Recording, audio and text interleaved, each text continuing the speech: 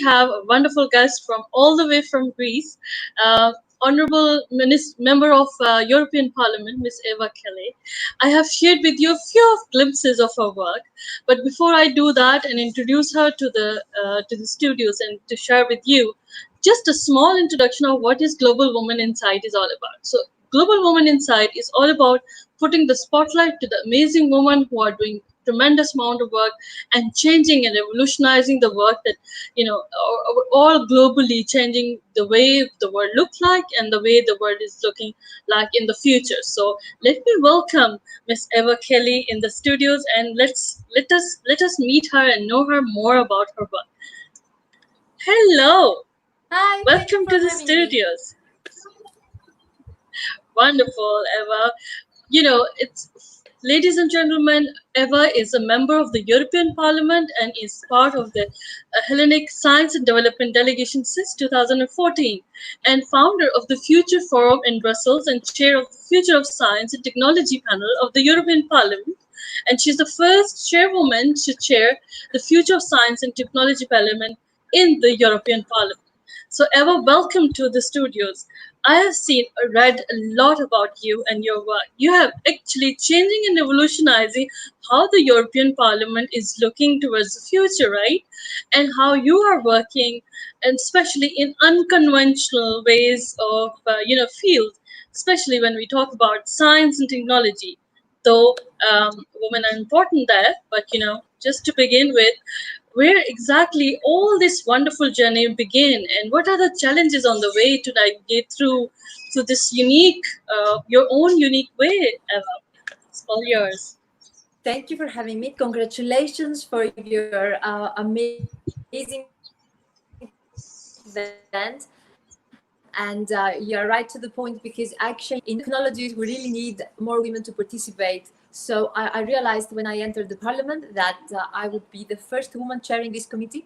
So I think it was already a very important step to help and achieve equality for the future, because the tension is to increase inequalities, especially in fields that men are doing much better, and not because they are better if you compare, but because women feel that they should not enter professions that are more include more mathematics, they include more hours of work, or they feel that they are dominated by men.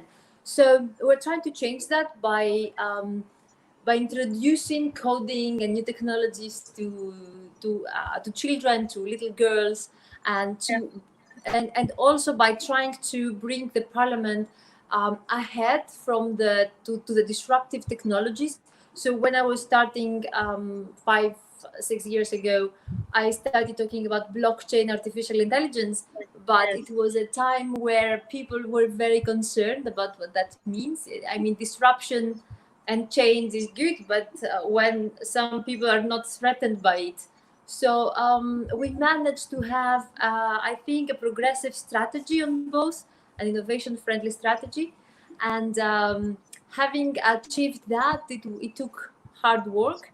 It took very good preparation. And of course, talking to politicians, which is something that I know, it's how you can convince them that what you do and what new technologies can offer to them as a narrative for the citizens. So improving the quality of life is an argument that you cannot find people that they will question it. Yeah. Eva, it's such a phenomenal work that you've been doing. Eva, Miss Eva, what happened is that over the years, when we navigate through our lives and we change and choose our paths, we always seems to look up to or have the support from people around. So in your life, who are those people who mentor you, or those are the important people, and those are the coaches in your life or mentors in your life who had really inspired you to be where you are right now? Well, I think like most of us, the people that will inspire you the most, it's first your environment. So I had a family and I have a very strong mother in her opinions, and a family environment that supported my decisions. Although like 20 years ago, times were not easy for women, even in Greece. So I had their support, so they didn't care if I would like fail or not. They were there for me no matter what, because in the beginning, the attacks and the resistance you face, it's usually concentrated to your gender. It's not concentrated to your arguments or your work or what you say. So I was really surprised by, to face this this kind of resistance. And I think it's also a matter of character. I don't like to take no for an answer, or like if there is no argument there, I always expect to have logic and understand why something cannot happen. So this forced me to be more persistent and to work even harder to overcome these obstacles. And of course, when people have always high expectations, you also have to work even more. That's why I think women who achieve things like you, they have to overcome themselves. They have to work 10 times harder than men in order to not have anybody being able to question what they have achieved.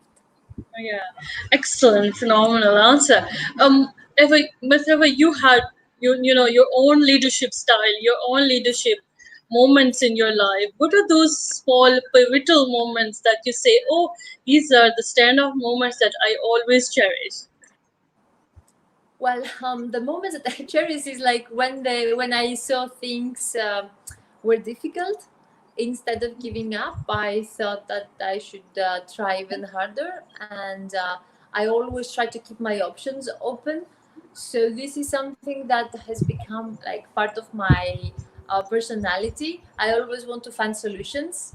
I don't stop if there is an obstacle. I try to find other alternative ways, other options, so that also, let's say, citizens will have different choices out of my decisions or out of my legislation. So this became part of actually what I do. So I tried always to make sure that there will be a way to solve a problem, and you just have to be very creative about it. And Yeah, Greeks, because this is where I come from, they are famous for being really creative in their thinking. yeah, So I think probably yeah. it helped me. Yeah, exactly. And in different backgrounds that you carry along, you also remained as a media person.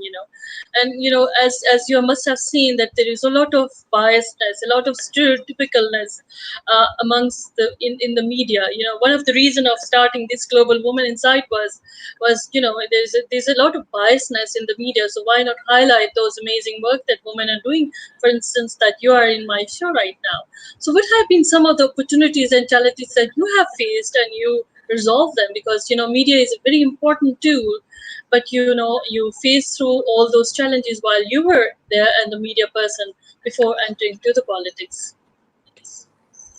Well, same like everywhere, there were these stereotypes that they had to be broken. And in order to achieve that, I realized that it can only happen with a lot of work. And this is what I started to do, and this is how I focused. I tried to be the best, to correct my mistakes, to listen a lot, and also when I was on TV, I tried to learn from everybody and stay in a low profile until I felt I was strong enough to build up my own path. So also I think it's very important because out of like the years, I was meeting people that they were willing to help you in a difficult situation. So I was like people like angels, they coming in your Yeah, life, they help you, and then yeah, maybe they leave, they don't stay with yeah, you, but exactly. they appear and they make things like more easy, and you have to be able to recognize that, appreciate it, and also help yourself with what they will offer you. So this is also, I don't know if it's luck or if it's like, Yeah, these are the people though that help you move ahead, and I think that me, you, we should try to be these people for other ones. Yes, yes, exactly. That's a wonderful thought that you had. One of the important questions that I would like to share, ask you is the work and love that you do, especially while sitting as a member of the European Parliament. You chair a very important committee, very important panel, which is Future of Science and Technology in the Parliament. And then you're also part of the Industry and Research and Energy in committee as well. So tell us about the role that you do there and how it uniquely an important your role there is, and you're planning to make things easy for women and children and young people, they to be part of the science and technology, as there's a lot of challenges there. Well, I think everybody has realized with this pandemic how the world changed and how the new technologies are helping us overcome obstacles. So, what we try to do in my committee is to see the emerging technologies and the exponential technologies, and try to follow the impact that they might have in every sector of our lives, and to be able to prepare with scientific data my colleagues, but also citizens, to understand why we make a decision. So we don't direct the decision, we don't try to have like biases there, but we give them options, as I mentioned before, so that they Yeah, can properly legislate, trying to understand the impact that these technologies could have in our jobs, in our work, in our life, quality of life, in the economy and in the environment. So we're trying to follow all the aspects and to see what could create value and how we can legislate to help innovation without stopping innovation. So based on scientific data, we are giving this like high quality of studies and also workshops. So we have we invite guests that are experts in different fields, and sometimes that they disagree with each other, in order to yeah, brainstorm and to allow politicians to make up their minds yeah. based on the data that we can provide them. And we work with a lot of universities, not just in Europe but also beyond, and with the top scientists in academia. And until now, I think we have achieved to have an archive of excellent quality of studies. And we're trying to expand also internationally in order to not duplicate, to understand how technologies that some people used faster than us, how it has impacted them, so that we avoid to do the same mistakes, or that we should follow some examples. Yeah. And what does this European digital single market stand out? What does that mean for European to have a single digital market? So in Europe, we don't have a digital single market. We are trying to have a single market in any case, but Yeah, this means we have 24 different languages, 24 different tax systems, yeah, 27 tax systems, 27 different legal systems. So all the member states, they have their own law, their own competencies, and then slowly they try to harmonize them, or to agree on common policies together. But it's not easy. It takes a lot of time, because we all come from different yeah, beginnings, and yeah, it's not very easy to achieve that. And also because some things are like matters of like national security, it's difficult to exchange data, or we have different approaches, different priorities, and still we're trying to remove the barriers among us to create a real European digital single market. I'll give you one example. So yeah, if you try to book, if you want to come for vacations in yeah, Greece, or like in Spain, in Italy, and you go yeah, online to a Greek site, there is a yeah, possibility from let's say from another European country, let's say from Spain, you might be redirected to another page. You might see different prices. You might see that if you want to rent a car, it's more cheap if you come from Germany, it's more expensive if you come from Italy. So there was discrimination among member states, and sometimes you didn't have access to the same site, to the same information. So these were barriers that we had to remove in order to have a digital single market where everybody had an equal treatment. And yeah, similarly, if you wanted to order something from another country inside Europe, it was close to impossible because we didn't have the same legal system. So if something happened to the product or with your order, it was not clear who was the responsible one and how you could retrieve your money or send it back. So we had to solve all these legislative issues and friction we had. Also, with this pandemic, we saw that we had problems with our supply chains.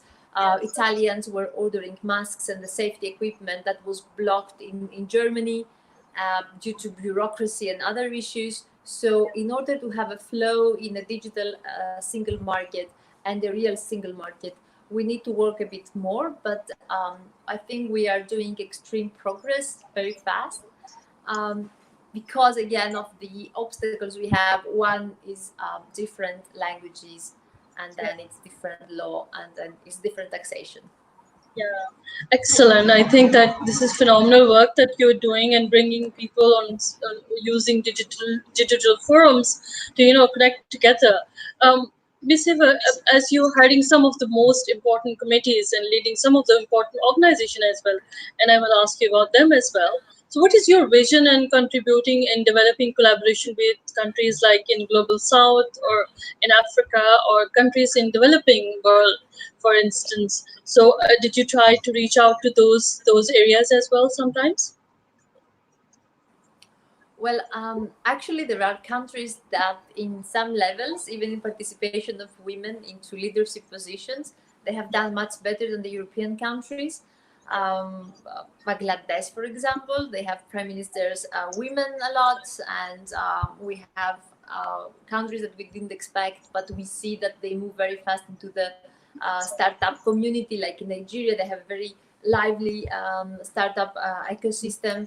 So we try to expand our connections within our neighborhood, first of all, but also, as I said, internationally. So I saw recently that the whole mentality of Europe, not just my mentality, so also the European Union is trying to approach the Mediterranean neighborhood, so North Africa and the Gulf countries, GCC, but we also have some projects built with different member states. So we had some programs with Brazil, we had some programs with Mexico. We are trying to exchange scientific projects with Japan, with Switzerland, which is like considered to be Europe, but it's not in the European Union.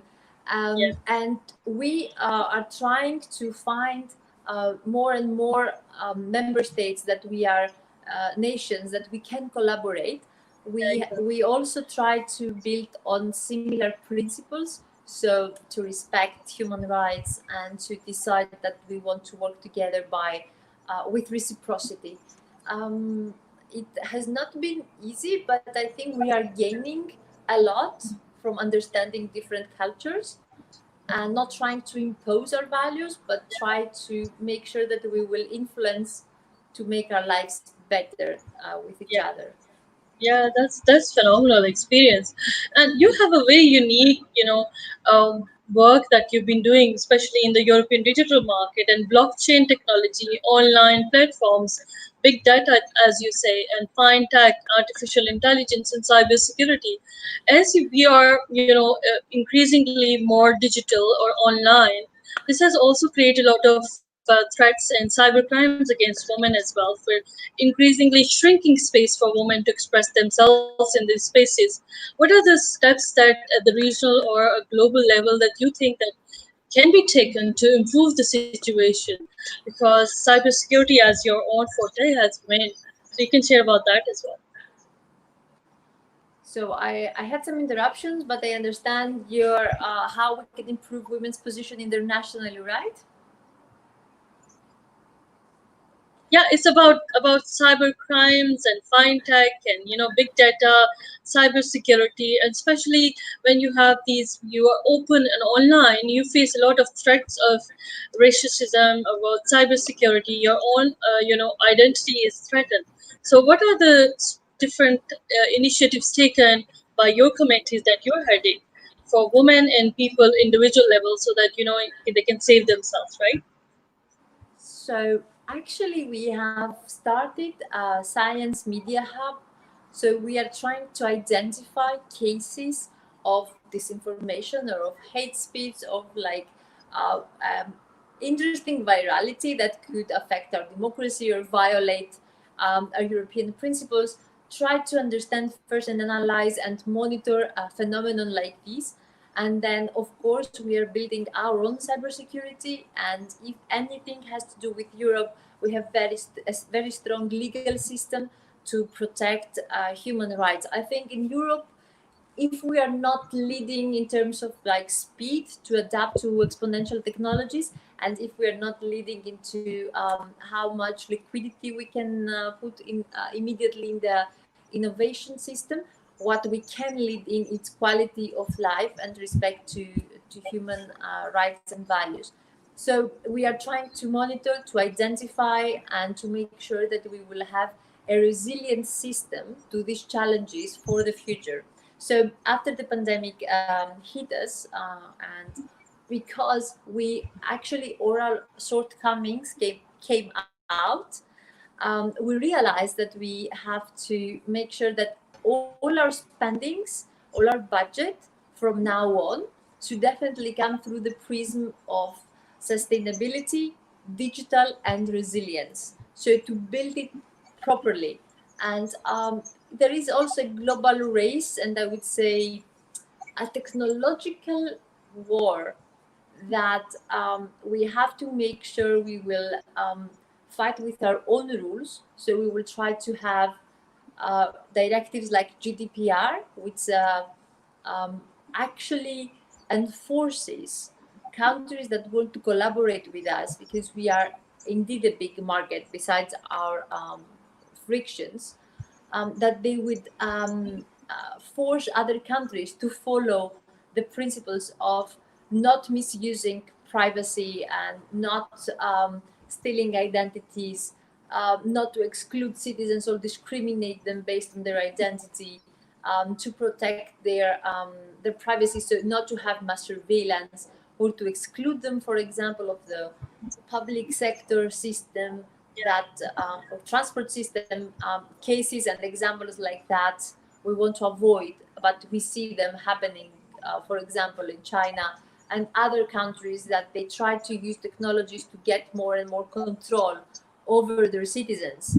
So we try to make sure that when we collaborate, we also influence for better this approach that we have.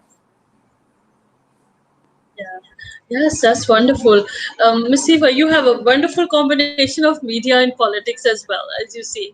And we have seen a lot of less number of women across the world in parliaments. I've been told that we are only 19 point something percent in the parliaments globally.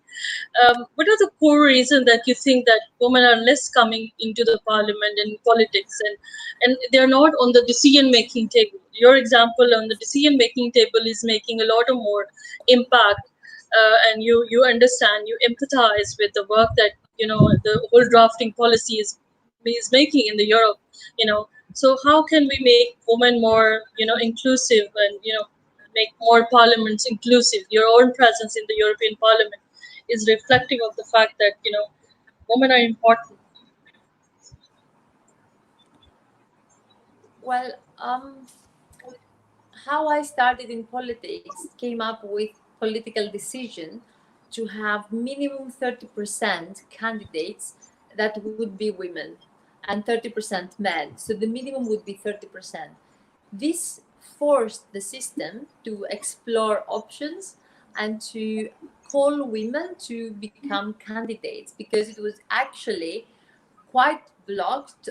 And you know how people feel they are irreplaceable. So men did that in back in our times in politics. Yeah. So these things, to fix them, you need to help by your work to win in respect, and at the same time to have a political system that is willing to open up space for you, and to make sure that there will not be inequality in salaries, that you will be able to have a quality of life, that you will not have to sacrifice your family, because women have multiple roles to play in order for them to be creative.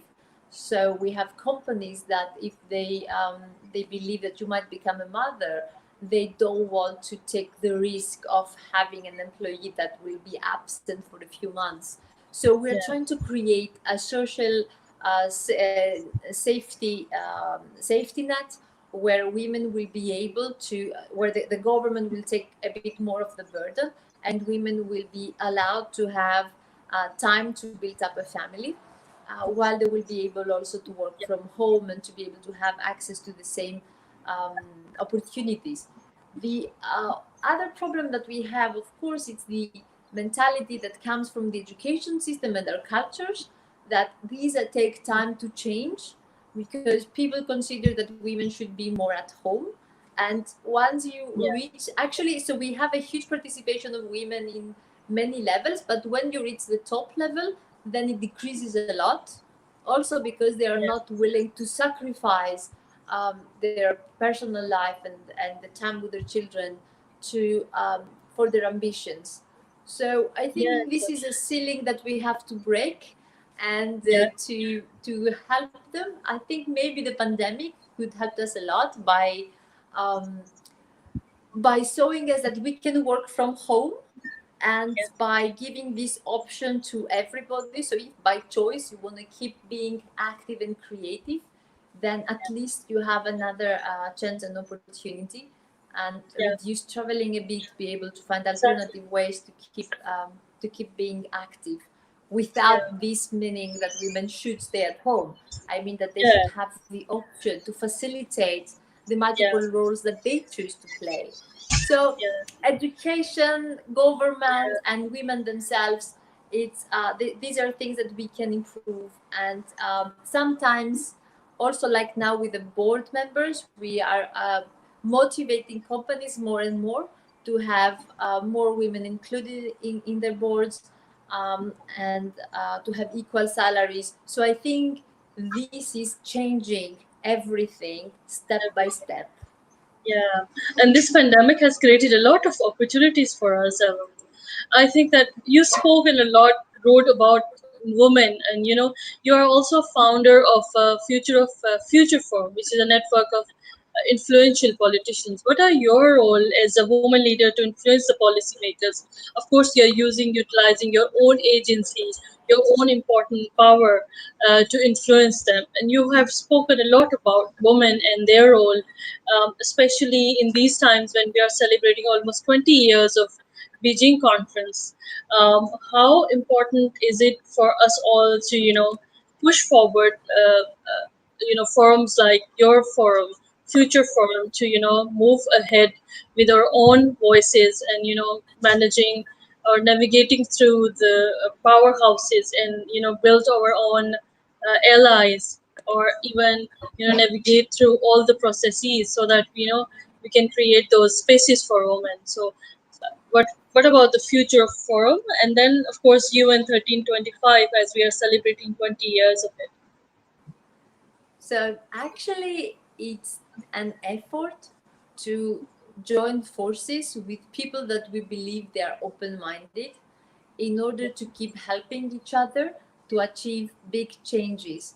So during my times in politics and dealing with new technologies, I have noticed people, exceptional personalities, that they could be forces of change, especially if you bring them together and they join their Yeah, forces. And I thought that there is no forum, or there is no strategy to put their force together, actually to empower them and to help them change on a specific strategy and vision, because we all randomly do our things, but imagine if we try to work together.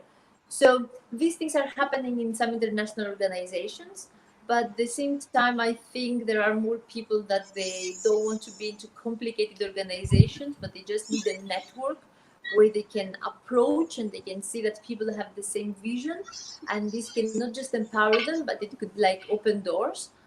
So for example, if I know some exceptional people in in Asia, in Australia, the moment I need something or I need information, I can reach out to them and find out if they have found a solution on something, or I can find the person that could give me more data on something that I want to legislate in order to get it right. So this is like a network of people that they have a common vision, and this is a vision to do also good, to have a mission driven mentality.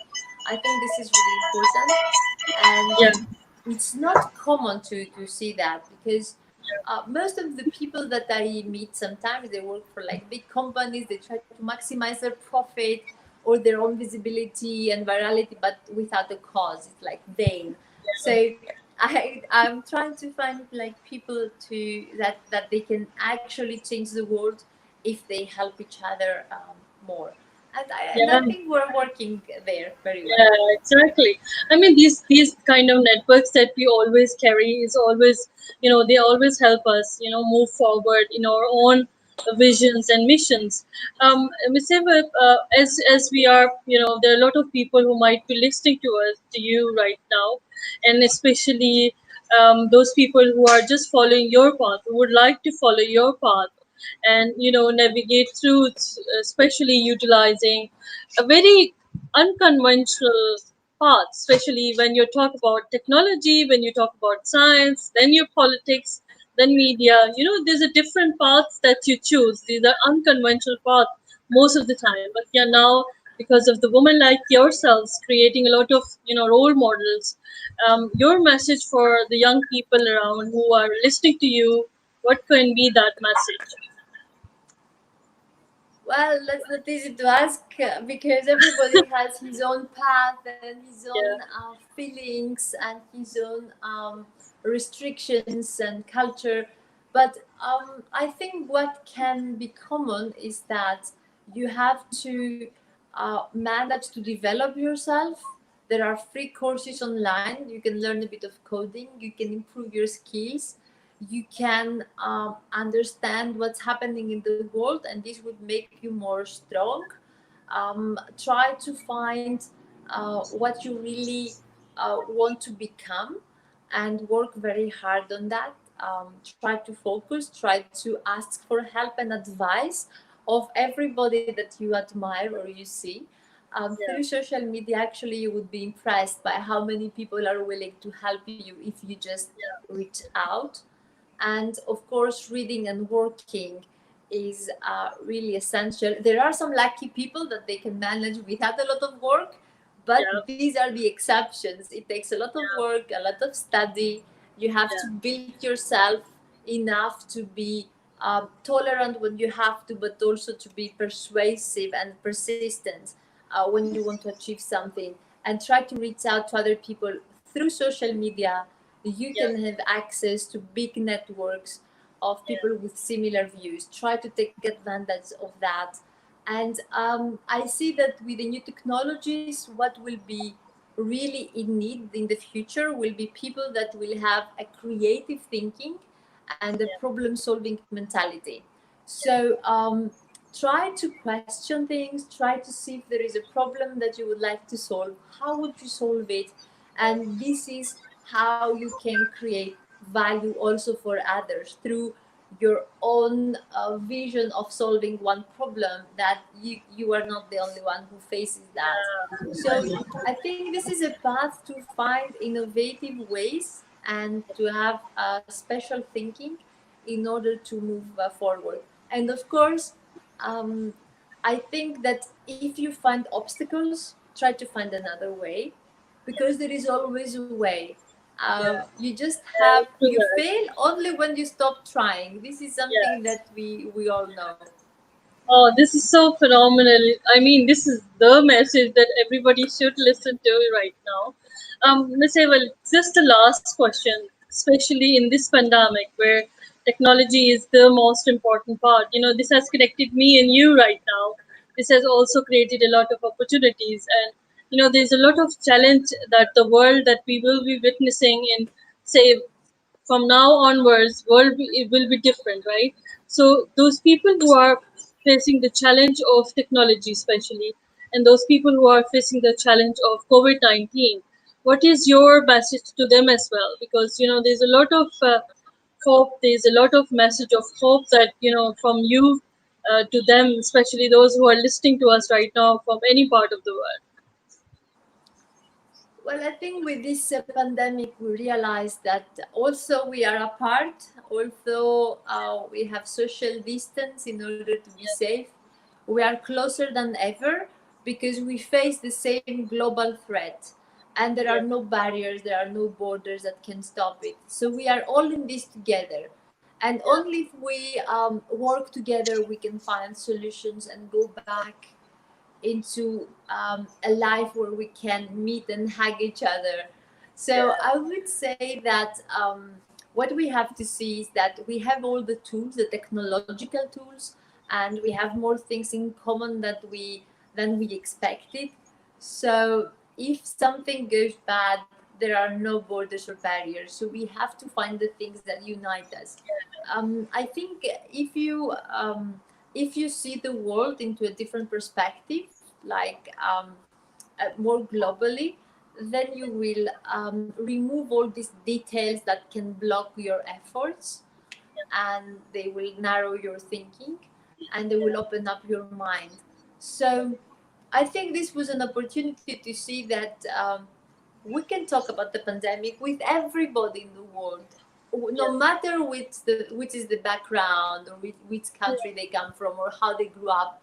So there are so many things that unite us, and everything we want to achieve is to have better lives for people.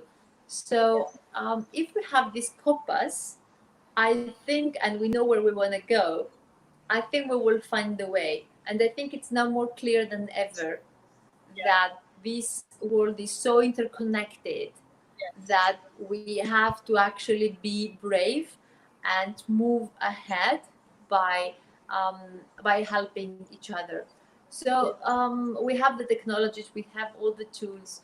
We just have to yeah, use them in the best possible way to achieve that. And we need perhaps people like you that can have a vision beyond their countries, and they can reach out, they can approach other people, they can learn about what's happening out there and yeah, copy the best things, and then also talk about what you achieved yeah, better and what you think should happen. So yeah, don't be afraid to talk, don't be afraid to listen. yeah.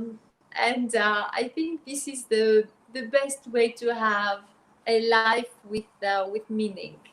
With meaning. Yeah, excellent, Miss Eva, and thank you so much. I mean, sometimes we talk to the people who are in the power, but we think that they're so superpower. They're not. We look at them like other people. They're from somewhere from the sky. But while connecting with you, I must say that you are just like me. You're just like as human as anybody else. And you have no you're down to earth, and thank you so much for your wonderful conversation. We've been delayed for a while, but I can vouch that this conversation will stay longer. I think that we will continue having conversation with you, especially your Anytime. work. Yes, exactly. And there are a lot of people who are asking in my comments. You must be seeing them, that they are really interested to collaborate with your work, especially in your future of science and technology panel, your own future of the your own foundation, especially your own work related to the future of the future form. Future form. It's all amazing, and I think that many of the people in Pakistan, of course, and across the border in the region, they would really like to reach out to you. If you want to reach out to Miss Eva, you can also follow her on her Twitter, on her Facebook, and her profiles. You can see the amazing work. You can also reach out to her for understanding, for studying, for listening to what she's doing, especially in the new technologies. And we are so honored to have her on our conversations. We will continue to do on conversations with amazing women from across the world. And Miss Eva, before you, there are a lot of other women who are coming from different parts of not only Pakistan, from different parts of the world as well. And we would like to connect as a sisterhood and as a womanhood. Not only it's just beyond borders, right? So we are trying our best to do that.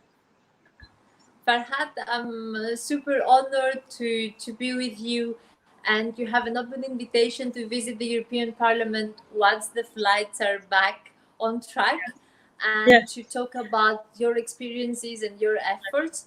And I think people that they come from a warm climate, they have also more warm mentality, and we make it more easy to connect with each other. So I think this is a positive thing that we have yeah, in common also.